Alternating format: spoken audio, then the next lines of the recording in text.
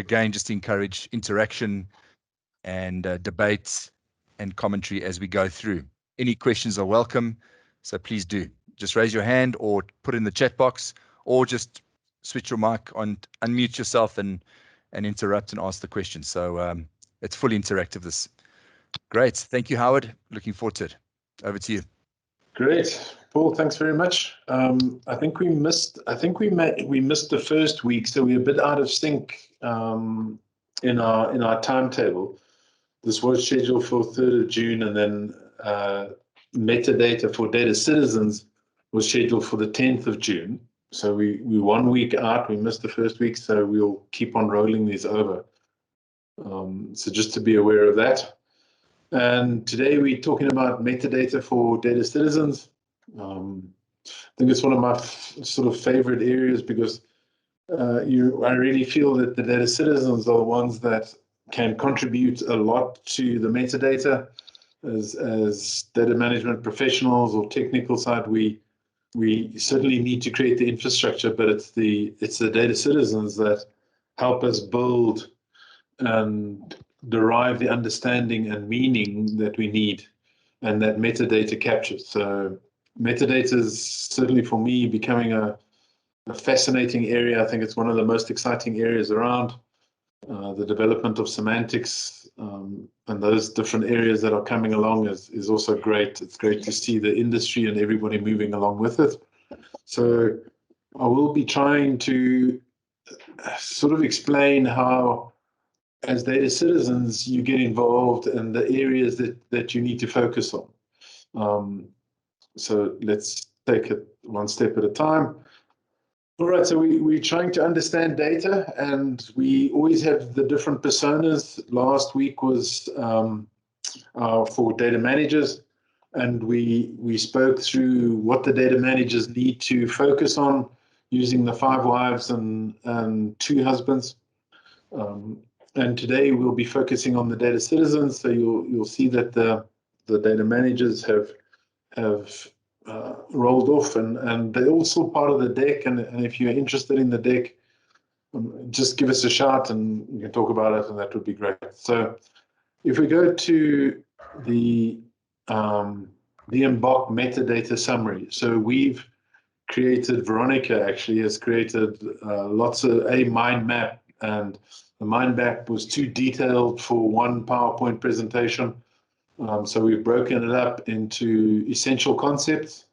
And these are the different aspects of essential concepts. I apologize for missing out the business metadata right at the top. So these are the types of metadata, the standards, metadata for unstructured data, sources of metadata, and metadata architecture. Now, we then have the activities almost that follow the context diagram for metadata, and then we have how do we govern, how do we implement metadata management, and there you can see the cultural change. I think I was sharing with it last week in terms of it's interesting to see how some of these areas, for example, governance and change management, I wasn't aware of. It's sort of, I got reminded the other day how change management follows through most of the DMBOK chapters.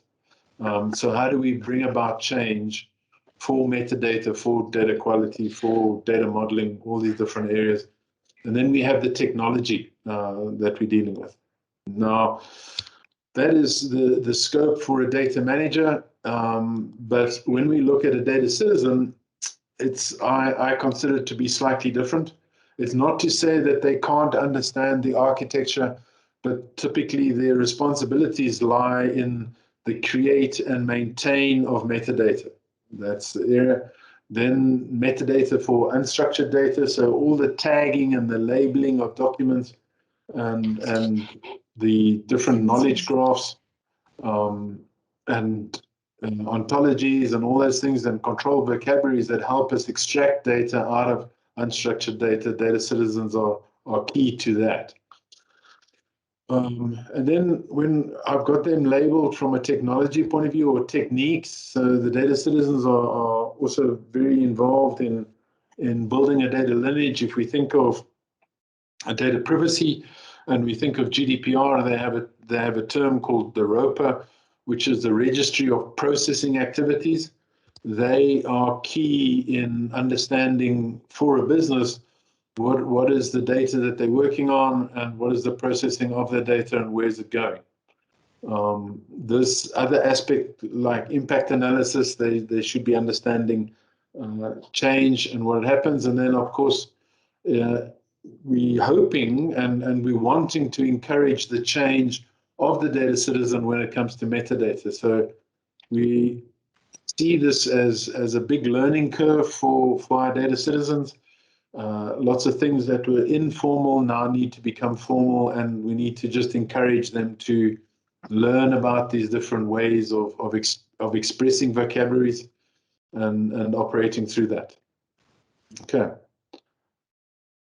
All right, so this is just a bigger breakup where we can see sort of the types of metadata, the business metadata and operational metadata. And today is one of the areas that I'd like to show you an example of operational metadata. It's not defined in the DMBOK, and it's a term called paradata. Interested to know if any of you guys have ever worked with paradata. Have you ever heard about paradata? Anyone worked with it?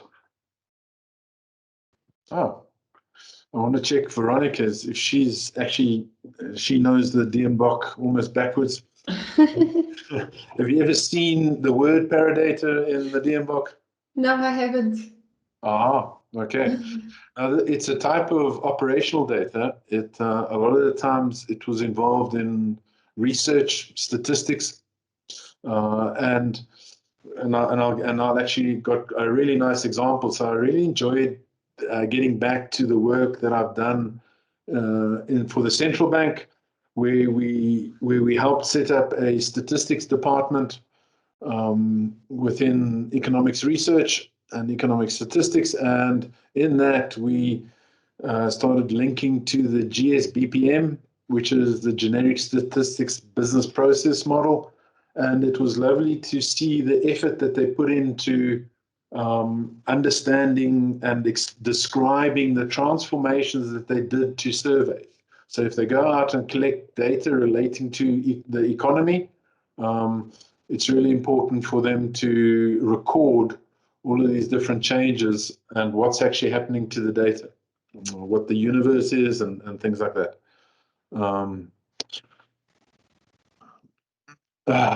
Okay, there's Connie saying, now you're making up more types of data. Well, I wish I could claim that I made this data up, but I haven't. So one day when I'm big, maybe I can put my name to another type of data. Then we look at the metadata for unstructured data, the data citizen, different elements there: descriptive, structural, administrative, bibliographic, record keeping, and preservation metadata. Now, we constantly talk about preservation metadata, and I'm sure you guys know that and the relationship. If you've certainly been attending a few of these courses, you will see preservation data all over the place. All right. When it comes to our context diagram, we sort of want to know where we're going to be involving the data citizens. And that's in these two areas, which is create and maintain, and query, report, and analyze metadata. I just wanted to share with Veronica the mind map. I think it's missing one of these elements. I think it's the query, report, and analyze metadata, which is one of the most important. That's what people refer to as searchability or searching of data to understand what's going on. These are some of the deliverables that they're involved in. Then the inputs, they get involved in describing business requirements and, of course, logging metadata issues. That's important. And then this suite of metadata that they could be involved with: business metadata, technical, process, and operational metadata. Now, you will notice, I believe, Veronica, correct me if I'm wrong, the DMBOK version 1 spoke of, I think it was business, technical, and process. And and then we've now added the operational metadata. I think they had process operational. I'll look it up for you. Okay, all right, great. So you'll notice they had 5. We got 3. Yeah, now you'll see that within the inputs, it's actually got the 4. So they, whilst they talk about the 3 types, they've sort of included process, but haven't explained that it's a type of metadata. Yeah, okay. Types of metadata in this one: business metadata, technical and operational metadata, process metadata, and data stewardship metadata. Okay, all right, which probably be operational, different levels of operational depending on what it is. So what I've got here on the right hand side is almost the different life cycle elements of metadata that comes from Laura Sebastian Coleman's book on navigating the labyrinth. And we can see here that there's business metadata. Technical metadata tends to be created during these 2 areas over here with some plan and design. And then the operational metadata is on the using and enhancing of data. Okay. So just an example of I provided this for the data managers last time, just to give an example of a meta model and the types of elements that you'd have in there.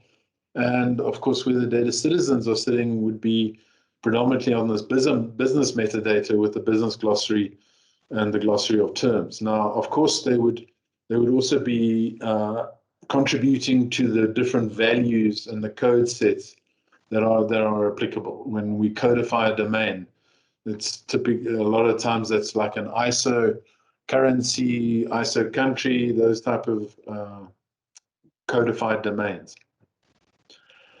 Okay, this is the data lineage. Sorry, Howard. Yes. Sorry for bugging you. Just if you go one back, just a question.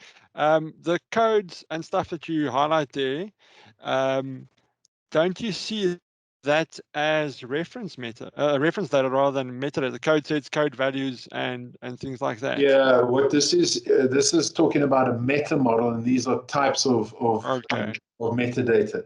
So yes, it is reference data, but the elements within that are if this would be a meta model where reference data could be stored on, and sometimes it's okay. All right, thank you. Good question.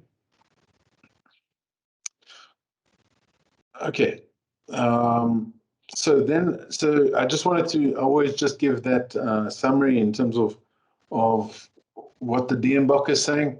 Now, if we go into the details of the metadata for data citizens, and what I did add again is just a sort of definition of what we're using as a data citizen. It's an employee who's given access to the organization's proprietary information.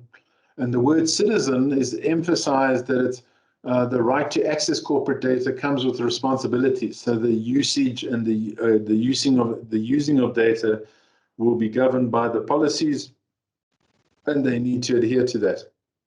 What I've also added here is almost what I put together is a data citizen taxonomy. So we've got the data owners, we've got the data stewards, and when we break down in the data stewards, we've got business data stewards, which are defining and using. There's also producing data steward. Now, I've left them out specifically here just because I've sort of moved them into a citizen data scientist when they start to analyze data. Then we've got the technical data steward who looks after the collection, sort of supporting of the collection and the curation of that. And then we've got these data scientists that are now coming in, what we refer to as data citizens. And then there's the citizen data scientist. And I was interested in that term that the industry are using. And I'll show you a definition a little bit later. So I really like the Cambridge. Cambridge has got a really nice website about their sort of data citizens, data champions. They use the term champion. And there were some just interesting jokes or just encouragements or making people aware. And I like this one to say, I know my own data and can navigate it without any problems. And the data champion is saying, you may know your data now, but what about 2 years' time, or what if someone else wants to use your data? And that's an area that I've seen happen, and I've seen businesses fall over it. I've seen people spend almost 2 to 3 months of trying to understand the data set that they got from the department next door. And that was really due to the complete lack of metadata, or people taking the time to define what this data is all about. And just to share with you, that was just an Excel file. Okay. And it caused lots of problems because the person who got it assumed a certain level of granularity, and assumed that some of the terms were what they were looking for. And when they drew the visualizations and stuff like that, they got some interesting results that were not what they expected. And some of the publications were a bit challenged by several people in the business. And then it was brought to our attention when we were working in the data governance, and said, we've got to do something about it. And then we had to focus quite hard on teaching people how to explain the data that they've been working with.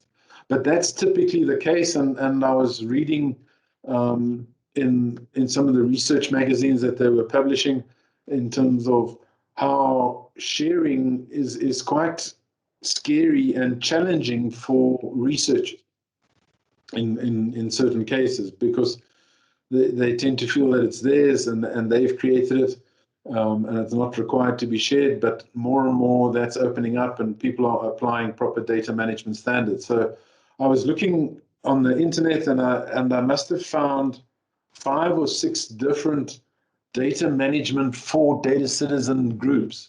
One on research, one on specifically on health data. So people building data management rules and regulations for different industries for the data citizens. And I was quite impressed with the amount of effort that people are going to get that understanding across to their data citizens. And I'd be quite interested in hearing from any of you guys that have actually done this within your organization, spent the time working with your data citizens, helping them explain their data and set up the meaning and communicate the data that they have. Okay, so in just spending time on where do we focus our work with the citizenship or the citizens, these are the areas that I've come up with. Certainly the first 2 are really important to me, that I've had experience with, where people slow down and they misuse data, or they can't find data, or they go and look in all sorts of interesting places for data. It's these 2 of understanding and meaning. And that's about defining the data. It's also about communicating with data. And then it's recognizing that a lot of this data is for decision making. So when we define our data assets, do we describe the type of decisions that they support? And a lot of times I find that to be absent, and I'm not aware of why this data set why we have it, and what its role within the organization. Okay, now when we go into the meaning, there's this concept of controlled vocabularies, and I'm sure most of you have understood the business glossary, but how many of you have progressed further than that?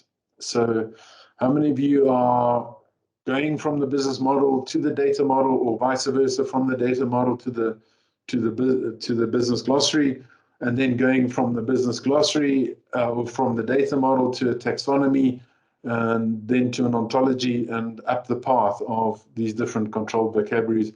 And I certainly find that this is not an area that your data management professionals are keen on doing. I haven't found a lot of them that are really enjoy building business glossaries and building, other than the data models that we're aware of, but the taxonomy and that we've had several engagements within central banks in terms of building different taxonomies for the different regulatory standards. And the business really enjoy that. There are times where they have conflicting meanings, and it takes us it's quite an effort to get resolution there, to get everyone in agreement. We don't always have to be in agreement, but we have to understand the context in which that term is defined. So that is important, is helping people get the right context to get away from the collisions that we have in our terminology definition. And the semantics on that, and we'll go through that a little bit further. Then when it comes to accessibility, our data citizens, data stewards, are important in helping us discover data, helping us share the data in a fair way, and then helping us preserve the data. Okay, so we will go through all these different ones in detail, but again, what I find, and I've worked with econometricians and statisticians that have a whole database full of time series, and to catalog all of those time series is no easy feat that you go through. I'm trying to remember the one specialized database that we had. I think it had in the region of, it must be about 3,000 to 4,000 different time series that they had. Now, some of them were related to the same ones, and they just had different periods, and they had different versioning. But then trying to work out all of these different areas and make them discoverable and add the right metadata to it was a big task. And in the beginning, the guys were just saying they don't see the value of it. Yeah. So now when you get in multiple languages, that is certainly a case. And we had also a scenario where you get the different technologies, where you've got stuff sitting in MATLAB and different areas like that, and they had a different set of data sets, and then it's about bringing all of this stuff together or trying to create a repository with all of this information. And yes, I think certainly the approach is to link the business terms to agreed vocabulary, but it's in some cases where getting that agreement on the initial set of terms and having people in conflict about what that term means. And so yes, the normal technique that we'd use is look at abstracting or using some of the techniques that Steve Hoberman's put together with those 4 different areas, and then you talk about what was the time, what is the context, what is the state of the data that you're working with, and just taking them through a discussion to get resolution and to get people to see that that same term is they have a common meaning, but they bring in the context into the definition, and then we have to bring in a level of abstraction. Okay, then when we get down to transparency, this one is becoming, there's really a lot of effort going into this. And I'll show you a playbook that some people have put together in achieving transparency. That term itself can be misused. Sometimes it's transparency with relationship to making a company presenting it to its customers in terms of what we're using your data for. And other cases, it's just, sort of allowing people to see the data that we have and to be able to make use of it. And of course, then the last area is that of knowledge management. So how do we then help our data citizens deal with awareness of why this is so important? Then the ability to extract the tacit knowledge and make it explicit. How do we set up communities of practice? I think this is one of the ways of tackling some of the difficult new developments within ontologies, where you're trying to get that out. And rather than having a formalized approach, we can start breaking it into the different domains and then start bringing it together in a group of people across departments. And then the area of corporate memory. So how do we work, and how do we develop the corporate memory? Okay, so these are the areas that I do believe the citizens can certainly contribute to, and they are involved, and they should be involved all the time. Here is, I did this for the data managers and the 5 wives and 2 husbands. And what I've spent quite a bit of time doing is, by focus area that we've just spoken about, you need to be able to answer these questions for, when the person starts to use the data sets. Do we need to describe all the data? Why are we doing it? Why are we making this data set understandable? And what I've had to do in certain organizations where there is so much data to start with, and the guys say, well, if all we did was start describing our data, we wouldn't be doing any work. So what we then did was we almost created a scenario of, when data needed to be shared, that's when we started setting the levels of defining the understanding and the meaning. And if data wasn't shared then, and was within a department or in an area, then we wouldn't focus time on that until it's needed to be shared by other people. So then it's a description of what is required to achieve understanding. So what were the different elements that we needed to go through to get the understanding?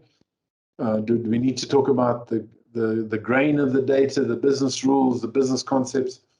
And that's more at a lower level definition.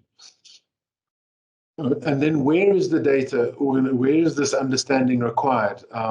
One of the challenges that you have is where it's internal and external data. You'll take quite a different approach to describing and helping people understand the data. Certainly when you get into externals, you want to be making use of international standards that describe the data. When it's internal, it's not as important, but it's still valuable.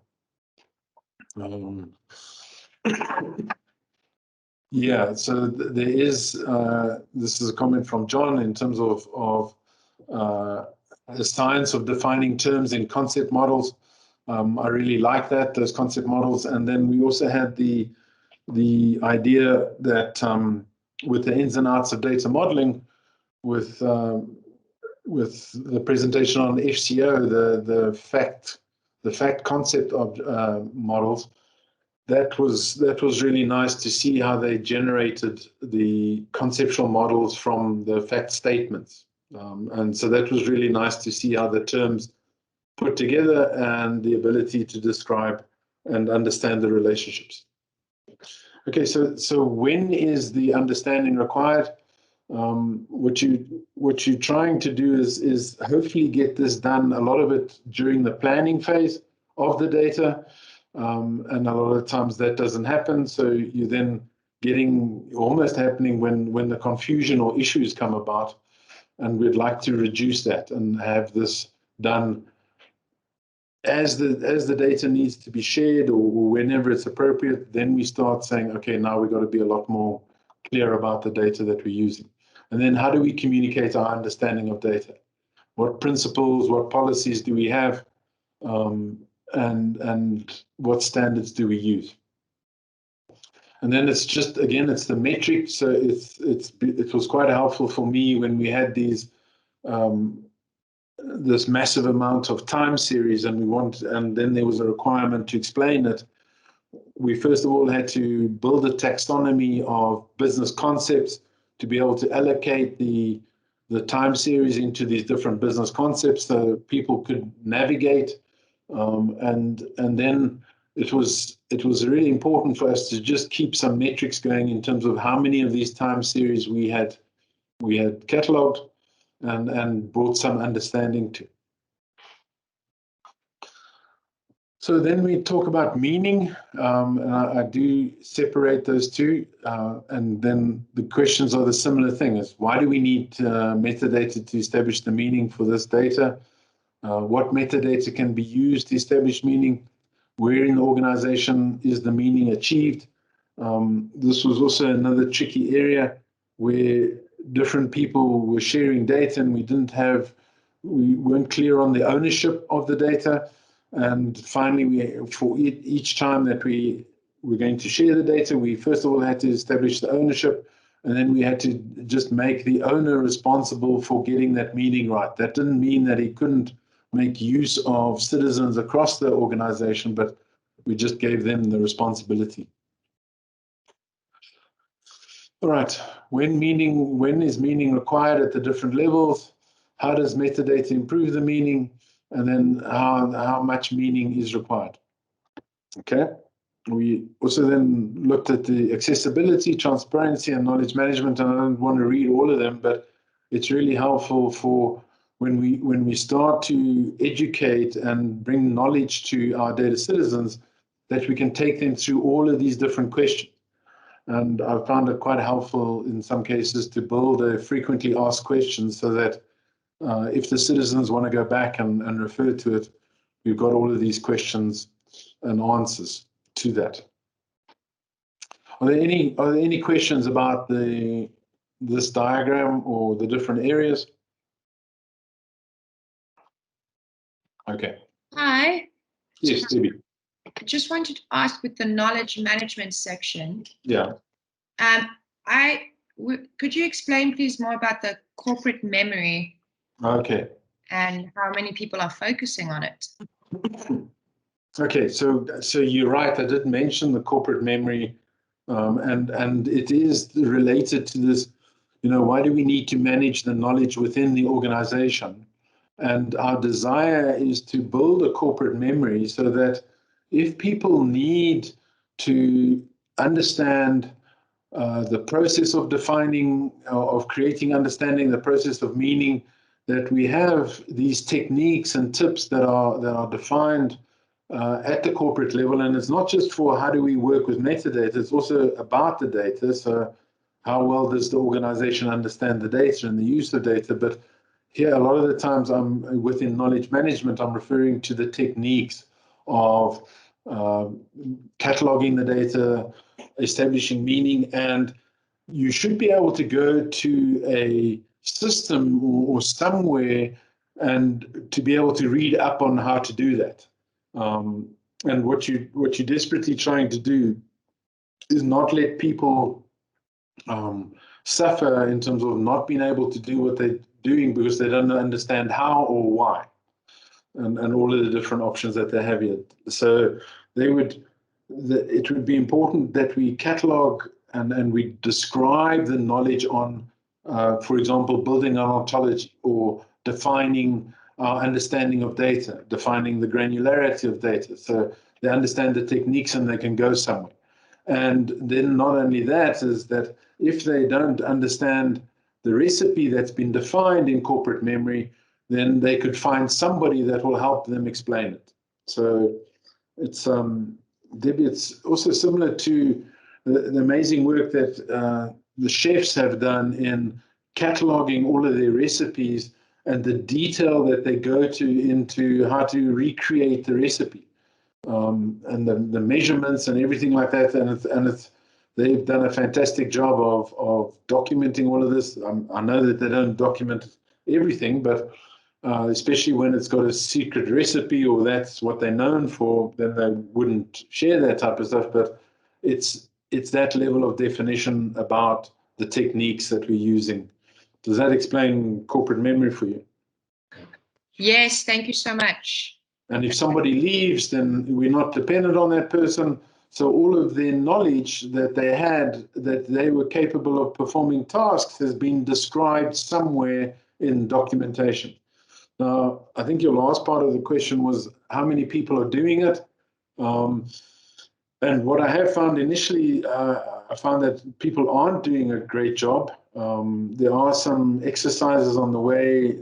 Someone's doing some work on a digital twin and allowing people to make use of the DMBOK or the body of knowledges and then to customize it for their organization. So they're adding data to the reference material, and then people know how to do it within their organization. Now, what we did find is with the not introduction, but when the pandemic started, there were periods of time in the first 2 or 3 months where people were running around not sure who to talk to, where to go to perform a certain task. And that's the waste of time that we're getting involved with when people don't have readily accessible corporate memory to go back on and get the job done.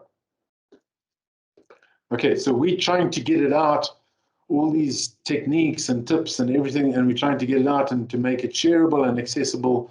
The same way as we're having problems with accessing data, we've got problems with accessing knowledge.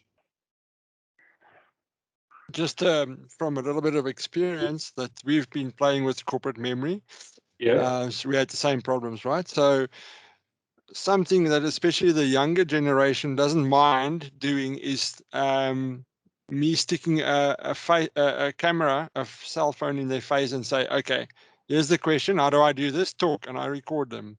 And we upload that because it's unstructured, it's ugly, but when that guy leaves, I still have access to it. And with the modern transcripting that stuff like Teams and things give you, it's not that difficult to then mine that for tagging and extrapolation purposes. So the newer tech is helping us a lot with corporate memory. You're right. But what I find is important with corporate memory is getting the right sort of ontology that provides the map in terms of where to position the corporate memory, because then it's a lot of times you'll find it in SharePoint or stuff like that. And then, where do I find this task? You called it that, I called it this. And then we run into a whole lot of problems. So it's how do we build a map or a word map of our domain with semantics, and then allowing us to navigate through these different areas and attach the videos to those terms and allowing people to find them with all the appropriate synonyms and antonyms and things like that.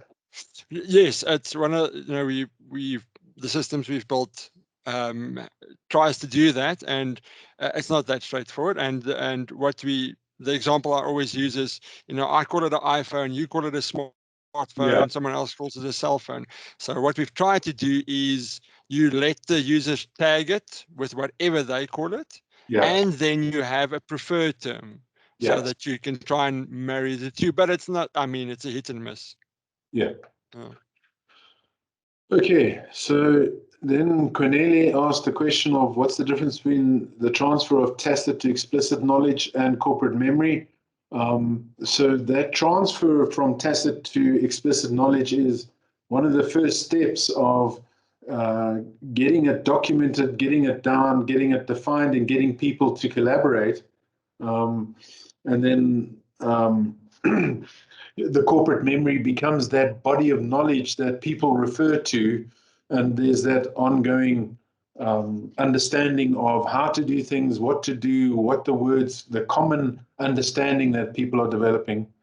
And there were some interesting talks that happened a couple of weeks back in terms of from different language experts in terms of saying try to get a common understanding and try not to focus too much on getting a common language. So, is our understanding correct?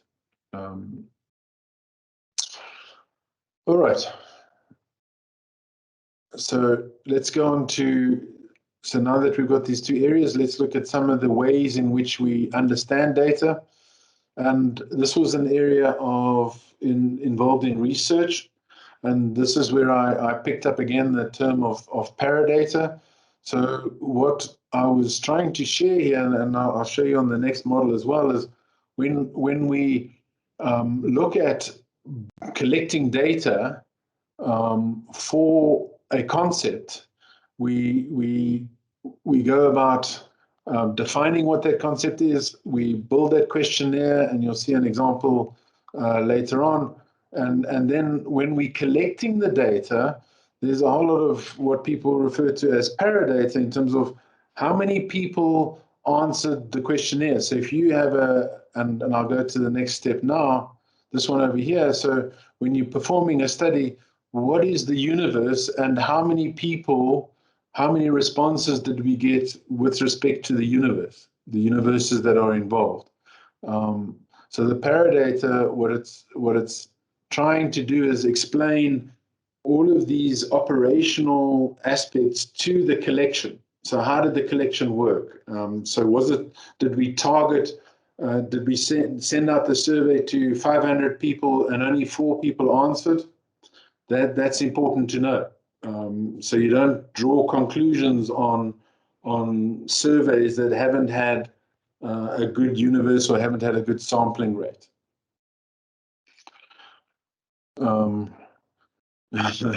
Yeah, Paradata is data about data about data, and there's the challenge, but it is more related to the operations that have been performed on the data and the process of the survey.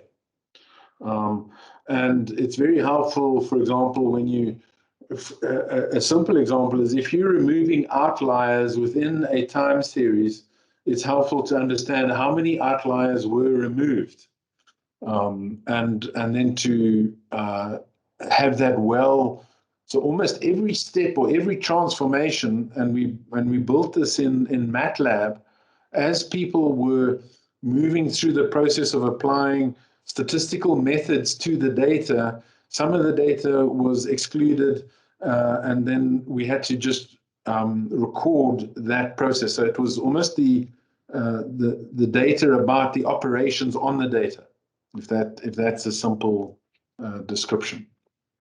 Now, when we get down to the processing of the data, we've got the data specifications, the layouts of that, the descriptive information, recodes.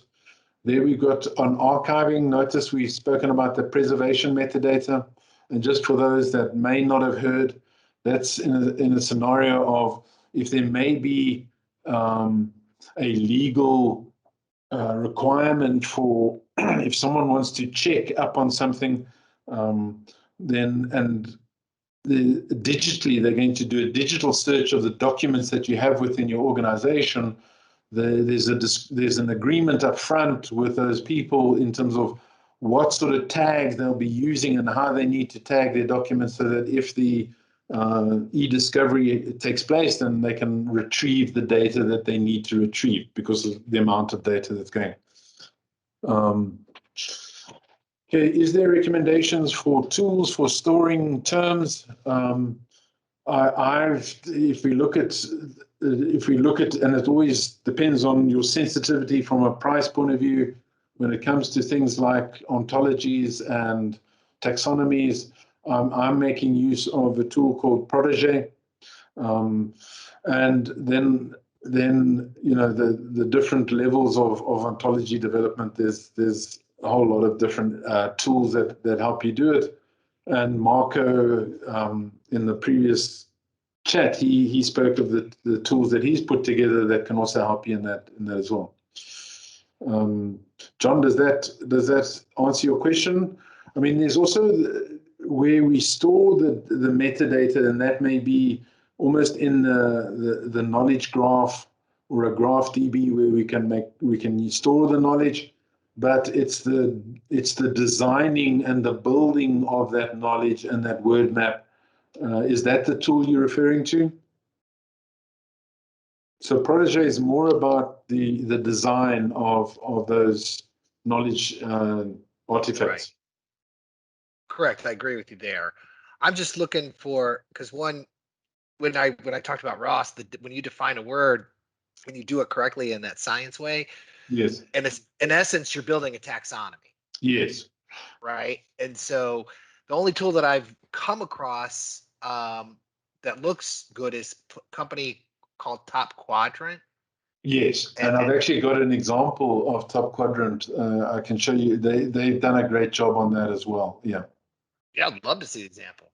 Yeah. And so, because we need that corporate wide, what I'm calling like a term bank, right? And then it's building your concept models and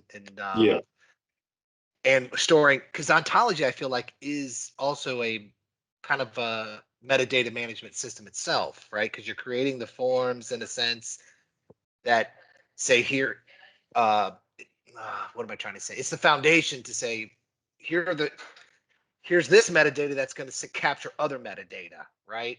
So you build it to say, what is that with your types and other things. But then that also brings me to the question, are you familiar with ISO 11179? Yes, yes, that's your naming convention. That's your basic naming convention that that is recommended. So naming entities, it's typically one uses it for data modeling. You use it for just about any element in terms of how to create a good name and a good definition for the concept that you're trying to describe. Nice. So yeah, there's a lot to it and a lot of research I've got to still do. It's a tremendous area, and I think we're only scratching the barrel on that. Okay, so this understanding data, what I wanted to just share with you is that a lot of this information in terms of what is the study about, what are the concepts that it's trying to measure. So before we even start with a survey, and this is what they refer to as a survey data model, what are we trying to measure? What's the universe? What instruments are we going to be using that are made up of questions, and we collect the responses resulting in the different data files? Now, a lot of the times we tend to see just these data files, and we're not seeing any of these other aspects along that are packaged with it. And that's what Eurostat and a lot of the statistical areas are trying to do with SDMX, which stands for Statistical Data and Metadata Exchange. That's what it is. And whenever you send a data file, being a time series, you should be adding the metadata to it so that people can, when they receive the data, they can get an understanding of the data. It's sent as one. Now, a lot of the times when I've looked at some amazing work that some of the central banks are doing on the SDMX, it really is just almost like an information schema, and it doesn't have a lot of the descriptive and the paradata connected to it. So it's a great transfer mechanism because lots of tools support SDMX, but it's getting the right level of metadata within that is really not an easy task. Okay, so then when we go into the meaningful data, this is where we start talking about those standards. We start understanding what a controlled vocabulary is, and there's some lovely meta models around a controlled vocabulary. And then it's about our vocabulary management and the views and the micro-controlled vocabulary. And this is where I'm seeing some of the new developments on ontology. Instead of going very wide, we can go into these domain-based vocabularies and then bring them together again, and you almost have a community around that small domain. And when it starts to make use of other domains, they come together as a community and agree what that's all about and agree that term. Now, I've brought what I refer to as just a semantic chain in terms of the power and so we got here on the one dimension is strong semantics and weak semantics. Here is the almost the artifacts that could be created, where we talk about glossaries, thesaurus, controlled vocabularies, enterprise data models, taxonomies, and ontologies. And at the bottom here, these are the type of tools / languages in which they're expressed. So here we can see the concept maps, and we've got OWL for ontologies and RDFs, and Protégé is actually able to deal with OWL and RDF. I don't believe it can deal with concept maps. I haven't seen that. And then we've got UML for data models. We've got XML, XSLT in terms of namespaces with an aspect of controlled vocabularies and glossaries for a certain domain. And then we've got Word that's used by so many people. Okay. So here is just Albert. Sorry, yeah.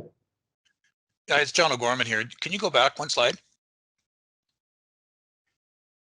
I'm wondering why glossaries is rated so low on semantics. And I suppose that's the business glossary that we generally make use of, certainly within the DMBOK. And a lot of the times it's dependent on the level of information that you put into your glossary. But when I look at the the standard glossary that I've seen, I've started adding things like is-a and has-a and associations in the glossary, but a lot of times within the glossary, and certainly on some of the products that I've worked on, it would be, for example, the term, the definition, some level of ownership, and who's the data steward, who's the owner, and then version control of that term, and not as much referencing, cross-referencing across the different concepts and aspects within the business glossary. Is that okay?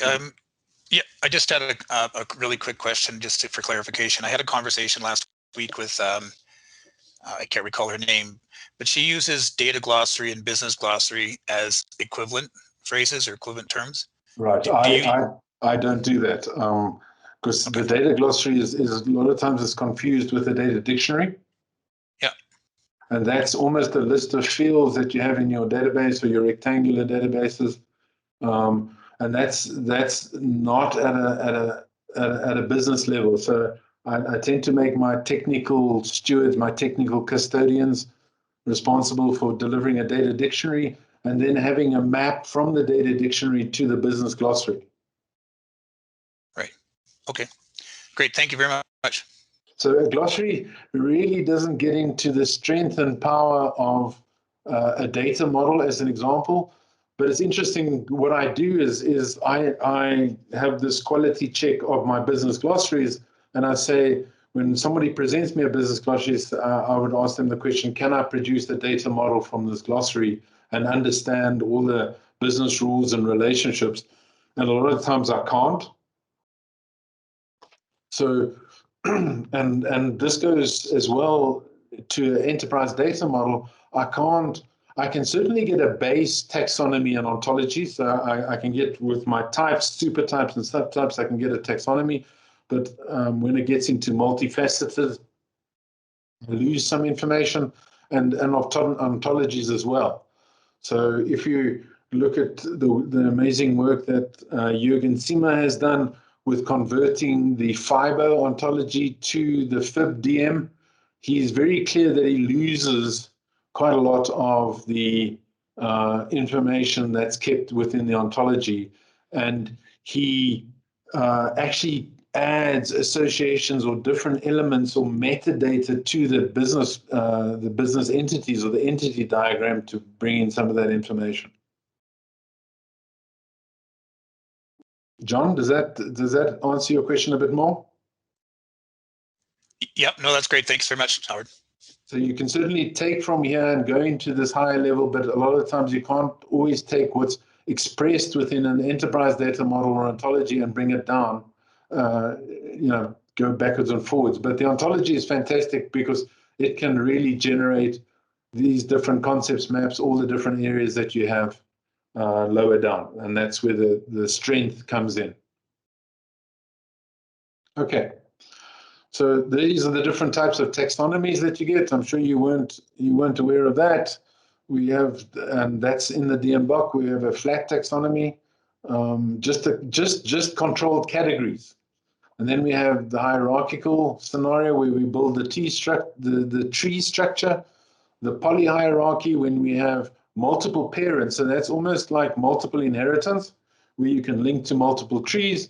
We have a facet taxonomy, which is really nice in terms of, and that's getting closer and closer to your ontology.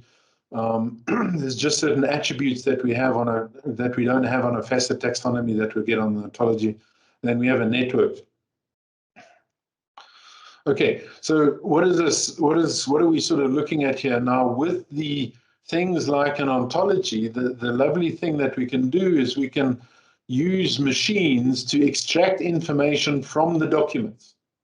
Okay, so you can see all these different types of nodes, and then you have the relationships between the nodes using subject, predicate, object, and we can start to get an understanding of what the document is saying and the meaning of the document that they're trying to convey.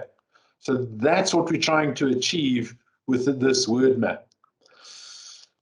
Okay, now, unfortunately, I think John left, or maybe it was John Steinbeck, where this is an example from top quadrant. So here's some different examples of taxonomies to ontologies, but this is an understanding of what top quadrant shows us how to do. This is a blueprint where you're talking at a metadata level. This is your word map in terms of vehicle, car, year, design, and organization. And then when you go into a knowledge graph database, you may have loaded a document that refers to a BMW, an X2, whatever it is, and then you can associate the typing of those nodes within a knowledge graph to the metadata. And that's when the power comes in. And that's the difference between a property graph and a knowledge graph. A property graph looks something like this. BMW is related to an X2, which is related to 2019, the model. And then this is a knowledge graph where we've got the metadata involved. And I've seen tremendous value out of importing data in a property graph, and it's just people refer to it as the butterfly effect. It's just so much data that you can't work out what's going on. But as soon as you add metadata to it, you can now filter the data and say, just talk to me about the years or the design. I just want to look at 2019. I'm not interested in the other areas. And this is what Top Quadrant are doing a really great job of, and to be able to add. And that's where I'm saying we now need to go past data-driven to knowledge-driven, where people are, data scientists are adding the knowledge to the data and making it more meaningful. And the lovely thing about that is that metadata or the data model, the ontology, actually exists in the database right next to the data, and it's linked to the data, which is not the case for a relational database. That information scheme is not the same, and is not contained with the data. Have you also seen pool parties? I've certainly read of the concept where all of these elements are related to each other, and then how, and people also refer to it as a cocktail party and how it moves around, how the grouping moved around. Is that what you're referring to, John? Well, I think it's Semantic Web, and they own a tool called Pool Party, and that's what does this document. It does. You made me think of that too. I was actually thinking of the visualization. So I was quite involved in analyzing an object-oriented system on the execution of classes and how the interactions happen between the different objects and classes within an application. And that just, it was fascinating to see the movement of these different clusters. Oh, wow. Yeah, it was lovely to see that in terms of visualizing the metadata of a system. Okay, so we're talking data accessibility, and the first area that we're dealing with is sharing, discovery, and preservation.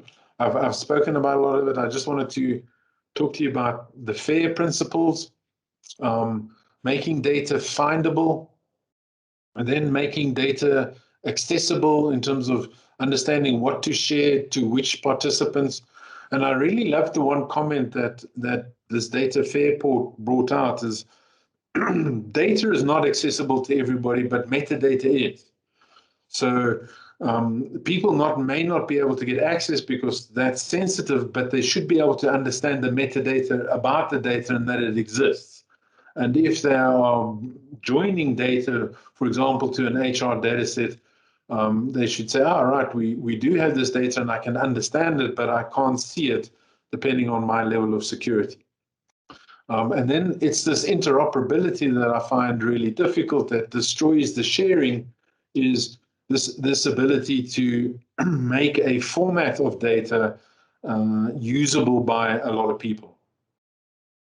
And you'll find the big open data platforms is one massive part of the DCAT standard, the data catalog standard, is the format that the data is in.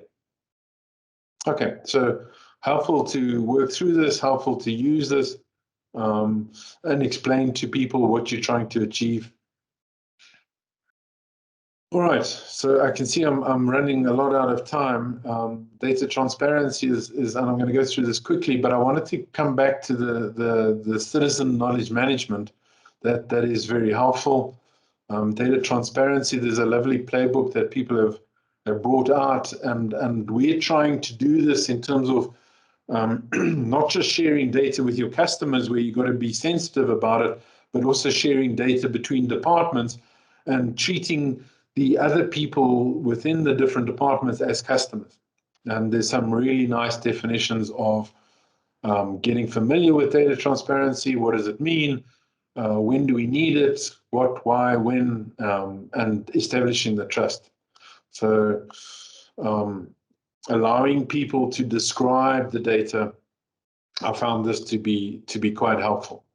And then bringing in the by design aspect to it. So really helpful in if you're going to be sharing, using customer data and sharing data with customers, external parties, there's a nice playbook that they put together in achieving that. So if you want more details, I'll spend time with you on that. But just to finish off, this is what we refer to as knowledge management. You've always got to look at the awareness of making people aware of what this is all about, then working with the experts to get their tacit knowledge to become explicit knowledge, to get it documented, then making use of the community of practice to collaborate on that knowledge that's been shared and to start formalizing it. And when you moved into the corporate memory area, then you've really got a lot more structures and tools and technologies to be able to share this information and ensure that people can access it from wherever. If they're in a Word document, if whatever they need to do, they can get hold of the data. Okay, so traits of, I wanted to share this with you, traits of a citizen data scientist, which really we refer to as our data citizen. They have this contextual visualization vision of the organization. So they understand at the business level what's happening. They've proven their ability to apply analytical techniques to business problems. They have an appetite for what matters relative to business priorities. So they know what's important to the business at this point in time. A lot of times I find I still need to ask those questions. Why? What is the business priority and why do I need to do it? These citizen data scientists already know that. They've been around the block. They understand who they need to talk to. They're great for developing a community of practice. And they're able to go to bat to justify business value. So as a data management professional, having these people being able to describe why it's so important and what the value of it, they're the go-to people. You can't always go to the head of department and to the execs to get this right. So having the citizen data scientist is really helpful. And they're the ones that you're going to use to extract the explicit and tacit knowledge. So Debbie, this is for you. This is sort of showing the difference between an information management system that's managing data and information and actions, whereas a knowledge management system is managing the knowledge that has been developed by the different people within the system. So this is what we refer to as a knowledge management system, where we're sharing their knowledge about the information. An information management system would be responsible for sharing a wider range. And here's just a diagram of implicit versus explicit, and knowing where you are within that situation. Information is needed to create knowledge. Practice is needed to develop expertise. Then we have an expert practice has to be analyzed to be capable of expression as explicit knowledge. That's where we're trying to get to. Now, a simple diagram that I've found today, which is quite exciting, is we've got knowledge, and then we've got experience that connects the dots, and then we've got innovation and creativity that allows us to draw and to understand visualizations of that knowledge that has been developed. So this is this DICWA that we talk about. So it's not just for data itself, but it's also for metadata that we can be applying this. All right. Sorry, I went a bit over there. Sorry about that. Are there any questions? Is there anything someone would like to ask? Everyone quiet. Did I confuse everybody?